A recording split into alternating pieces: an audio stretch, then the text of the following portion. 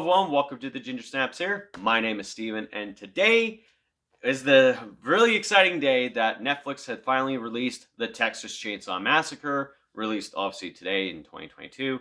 This is the direct sequel to the original. Yes, this is the second time they've fucking done this.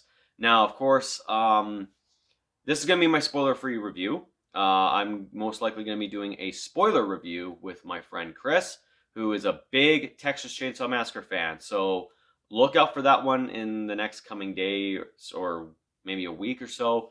But yeah, don't worry, guys. I ain't spoiling this, even though this movie could technically be spoiled because, you know, it's on Netflix. If you have a Netflix account, you could just watch this movie yourself. But here is my initial thoughts on the film and pretty much my review. The story for this film obviously takes place in the year 2022. We have a bunch of younger adults who come into this abandoned town in Texas and pretty much purchase it, and a bunch of people are buying off the land, buying off all these buildings.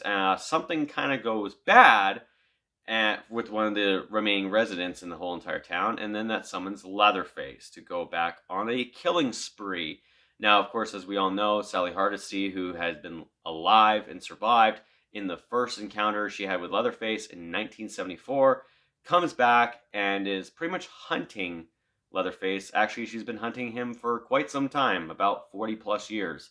So, with a story like that, it does, after even watching the trailer too, reminds you of Halloween 2018. But of course, you know, does this movie kind of not do the whole copy and paste what Halloween 2018 did?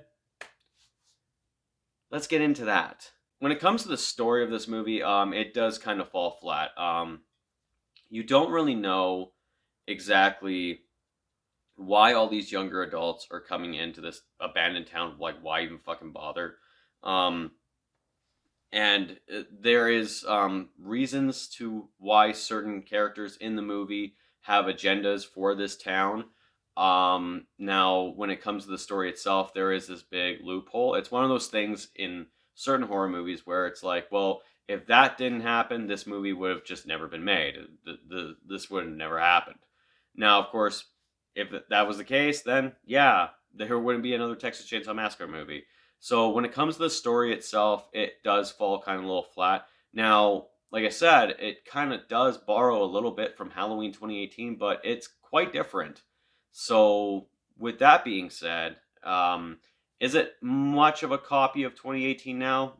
After watching it, not so much. So the trailer obviously gave off that vibe that it was, but thank God we didn't really get to a full extent of it. So yeah, other than that, with the story itself, you know, bringing Leatherface out to kill people again, and obviously bringing Sally back is just, you know, it's kind of lazy writing, but, you know, the story itself is pretty much like, well, what can you fucking do, I guess, at this rate. Now, one of the things that a lot of people were saying that is one of the bad parts of the whole entire movie is the cast. Now, after watching it, after reading some spoiler-free thoughts on it, I totally agree. The cast absolutely fucking sucks in this movie. There's only one character in the whole entire movie that you actually care for other than Leatherface. And other than that, all these other characters that you watch, you are just hoping and praying they die. There's no consistency with these characters to like them at all. Like, they give off some sort of trope to let you care about said characters, but then there is some sort of element to them where you just realize, oh, I don't fucking care about this character. And you just hope for them to die, and then you're fucking happy when they do die. So when you're happy that a certain character dies in a fucking movie, that's when you know that character was horrible. And, you know, like, sometimes it's a thing that happens in horror movies where they do have an on-purpose character that you want to hate and then want to see die. But when you have characters that you're supposed to care for, but you can't fucking stand, that happens. And that happened to a lot of the characters in this whole entire fucking movie. And that's just a shame. With the story being so weak and the characters being flat, there's one good saving grace in this whole entire movie, and that is the kills. The kills are absolutely fucking brutal. And anyone who has watched the Texas Chainsaw Massacre's franchise can easily say with this one that the gore has been upped to the maximum. And I do believe this is the most kills that Leatherface has done in any of the franchise, in any sequel, right? Like, there's no other sequel that's had this many fucking kills in it. And all of them, except for maybe 2 of them, were gory as fuck. Like, this is how you know that your kills have done something good for me. When I sit there and say, "Oh," that's when you know that I got hooked on your movie with the kills that you did. They were so fantastic. Anyone who's ever seen the trailer and saw that bus scene, that is just a spectacle. Let's just say that.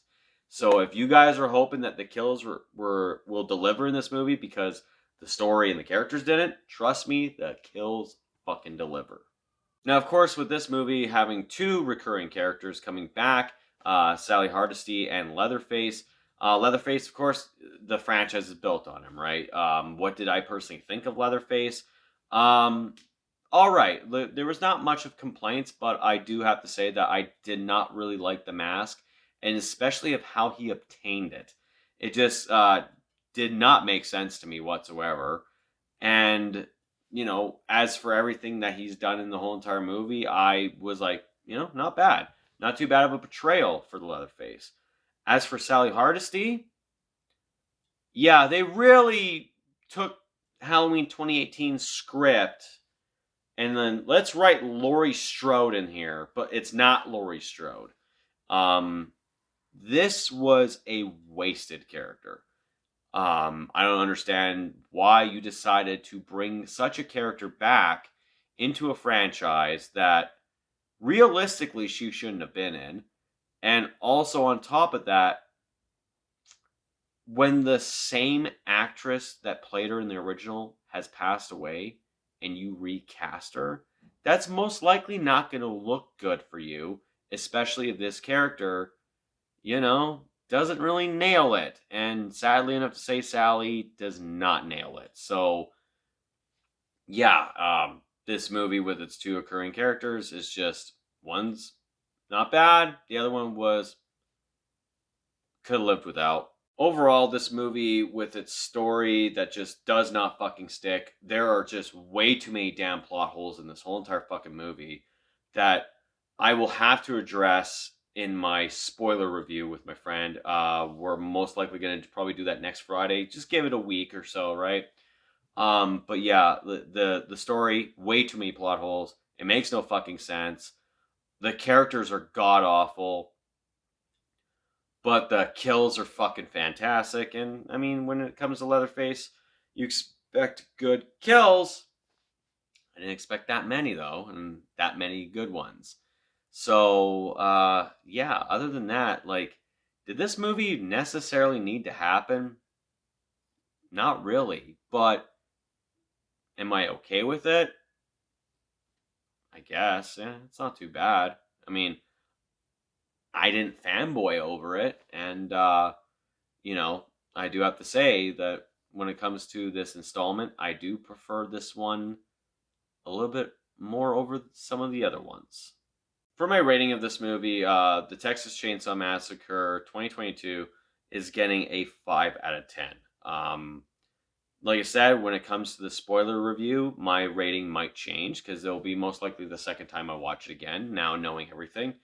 5 out of 10 is pretty much where I'm at with this so far, because even though, like, there's a lot of fucking kills, and the fact that some of the characters that you just didn't fucking like do die, oh, thank God, that's fucking great.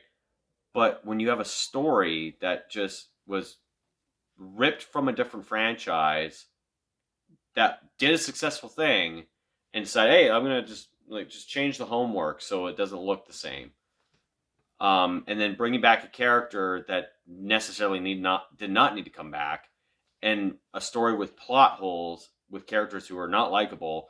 This movie, yes, it does deliver on the name itself, Massacre, but when the story sucks and the characters suck, yeah, it's not going to be much. At least the kills and the character of Leatherface were a good thing to have. So That's why Texas Chainsaw Massacre 2022 is getting a 5 out of 10.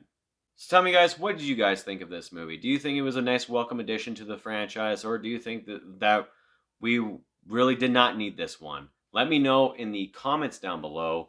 Make sure you hit that thumbs up and also subscribe for more content. Other than that, guys, that's it for me. This has been the Ginger Snaps here. My name is Steven, and I will talk to you guys later.